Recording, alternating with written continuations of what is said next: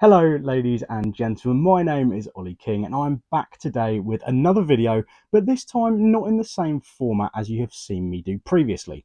Now, to diversify myself and show that I have knowledge of other sports as well as motorsport, today I'm going to be speaking about the best league in the world of football, that being the Premier League.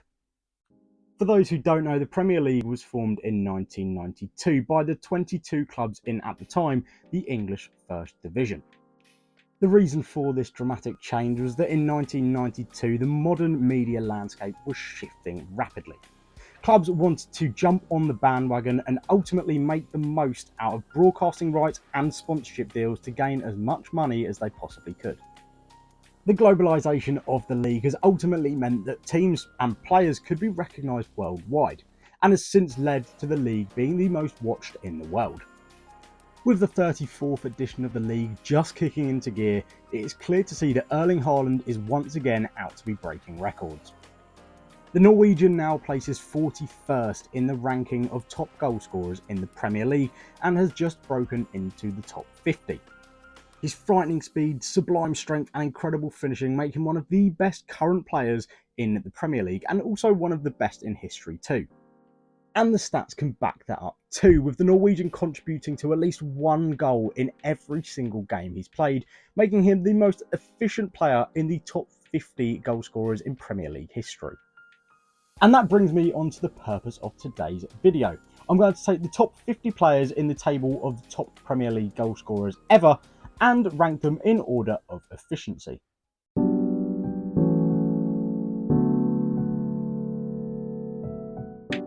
Here we have the top 50 goal scorers of all time in order, and Alan Shearer still holds the record for the most goals ever scored in the Premier League with 260. Some players in this list are still currently playing, like the likes of Mohamed Salah, Raheem Sterling and Erling Haaland, but it doesn't look like they're going to catch Shearer anytime soon. Now time for the mathsy part of this video. To get the number that we need to see how efficient each player was, we need to take the goals that they've scored and the assists, divide it by the amount of games that they've played to see how many goal contributions they average per game they played. Now we have applied this formula to the top 50 Premier League scorers, we have a new list. Erling Haaland tops it, followed by Thierry Henry, Salah, Agüero and Kane. The bottom 5 comprises of Heskey, Davies, Scholes, Beattie and Wood. I also worked out the average of the entire list, which works out to be 0.56 goals or assists per game, meaning that all of the players in the list, if you combined them and put it all together and divided it by 50, would mean that they each at least contribute a goal or assist every other game they played. These results obviously differ massively. With Haaland, for example, he's only played just over 100 games, compared to the likes of Emile Heskey and Frank Lampard, who have played 500 and 600 respectively. Furthermore, only 2 players in this top 50 list have more assists than goals, those two being Dennis Bergkamp and Ryan Giggs, so no surprises there really. Along with putting the players in order of their average goals or assist contribution per game, I've also seen how much they have moved from their original position in the top 50 scorers list. For example, we have Erling Haaland, who's moved up 40, and Ruud van Nistelrooy, who's moved up 30 places from where they stand. Now it's time to look at the players who have moved furthest forward from their original position in the top 50 scorers list. Now, what does this tell us? This essentially tells us how well they are performing and how efficient they are in the games that they have played. It also tells us how great these players are and how effective they are without just looking at the goals that they scored. The biggest upwards movers in the table are as follows: Erling Haaland, Ruud van Nistelrooy, Dennis Bergkamp, Didier Drogba and Dimitar Berbatov, so we have quite a mixed bag.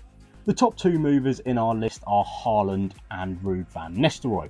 They showcase short-term excellence in the Premier League and are both very clinical finishers.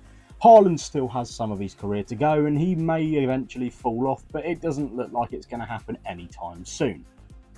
In this list we have 2 real surprise movers, being Dennis Bergkamp and Didier Drogba.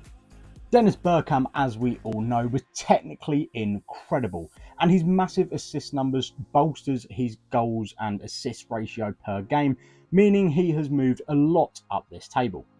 And with Drogba, it's quite a unique case, because with a player of his stature and pedigree, you would expect him to score a lot more goals.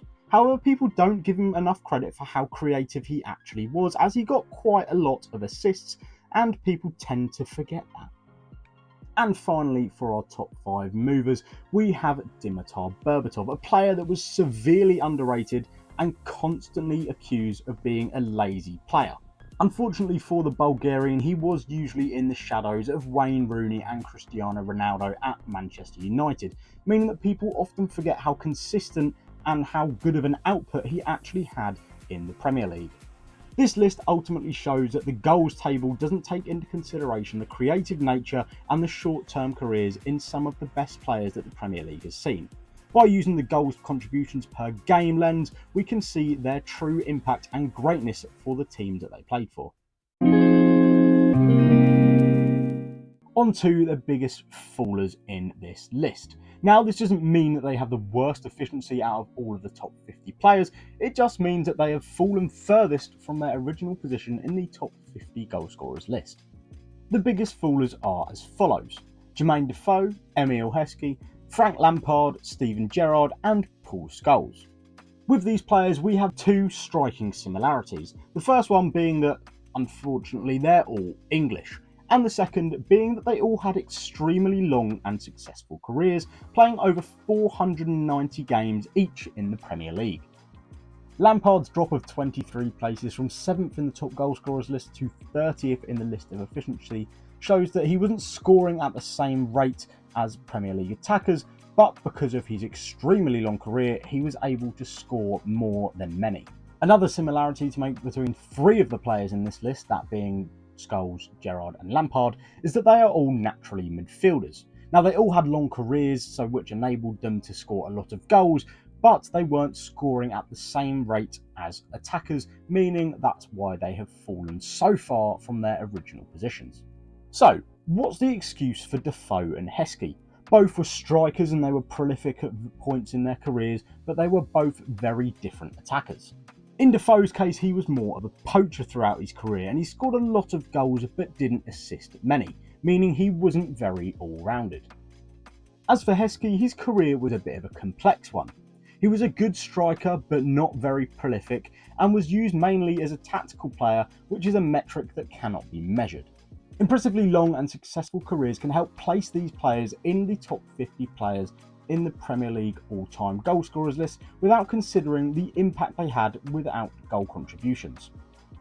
The biggest foolers in this list show us that efficiency isn't everything. Leadership, longevity and tactical value in some cases can lead to the creation of legends. 2 players in this list actually stayed in the same position, those being Kevin Davies and Mark Viduka. These 2 players act as anomalies on our list and show us that we really should take their goals as face value to how effective they were. So what does all this information tell us, and why are the numbers that I've created and the formula that I've created not just a random piece of work for me to do just to create a video?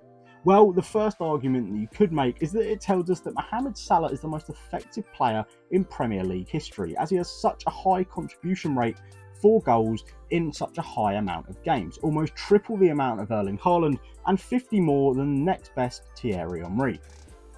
Another bit of information that is critical to consider is the fact that Gerrard, Lampard and Scholes, as well as other midfielders in this list, shouldn't really be here in the first place, showcasing how good they were in their primes. Furthermore, you could also speak about the idea that Haaland isn't a traditional modern day attacker. He isn't multi-skilled like the likes of Salah, Kane and Mane, where they can play on the wings or drop in a bit deeper. He follows maybe the trend of like a Van Nistelrooy or a Shearer, an out and out striker and bagsman that probably is playing in the wrong era. The stats also tell us it's hard to keep up a great goal contribution record over a prolonged period of time. Yes, Erling Haaland and Ruud van Nistelrooy may have great efficiency stats, however neither of them have played over 150 games in the league. Now to look at the top 50 list at face value. All the players that are on here for a reason, and at one point or another in their career they were a legend of the Premier League. No matter where you look on the list, there is a fairy tale to see.